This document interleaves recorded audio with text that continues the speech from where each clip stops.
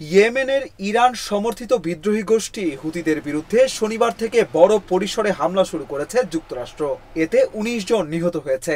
মার্কিন president Donald Trump হুঁশিয়ারি দিয়ে বলেছেন, যদি তারা না থামে তাদের জীবনকে নরকে পরিণত করা হবে। এই ঈদে জামা জুতো অ্যাকসেসরিজের ডিসকাউন্ট।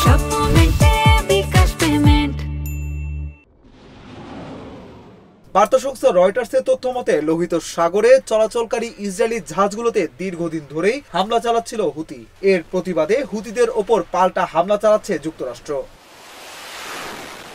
হুতিদের প্রধান সমর্থক ইরানকে সতর্ক করে দিয়ে ট্রাম্প বলেন, ইরানের অবশ্যই হুতিদের ওপর থেকে সমর্থন প্রত্যাহার করা উচিত। ইরান যদি যুক্তরাষ্ট্রকে হুমকি দেয় তবে তাদেরকে উপযুক্ত জবাব দেওয়া হবে, আর এতে আমরা কেউই ভালো থাকবো না। একজন মার্কিন কর্মকর্তা জানিয়েছেন, হুতিদের ওপর যুক্তরাষ্ট্রের হামলা কয়েকদিন অথবা সপ্তাহ জুড়ে চলতে পারে। গত জানুয়ারিতে যুক্তরাষ্ট্রের ৪৭তম প্রেসিডেন্ট হিসেবে দ্বিতীয় মেয়াদে শপথ নেন ডোনাল্ড জে ট্রাম্প। এরপর এটি মধ্যপ্রাচ্যে যুক্তরাষ্ট্রের সবচেয়ে বড় সামরিক অভিযান। যুক্তরাষ্ট্র এমন এক সময়ে ইয়েমেনে হামলা শুরু করলো যখন ইরানের ওপর যুক্তরাষ্ট্র নিষেধাজ্ঞা দেওয়ার চাপ বাড়াচ্ছে এবং পারমাণবিক কর্মসূচি নিয়ে ইরানকে আলোচনার টেবিলে আনার চেষ্টা করছে।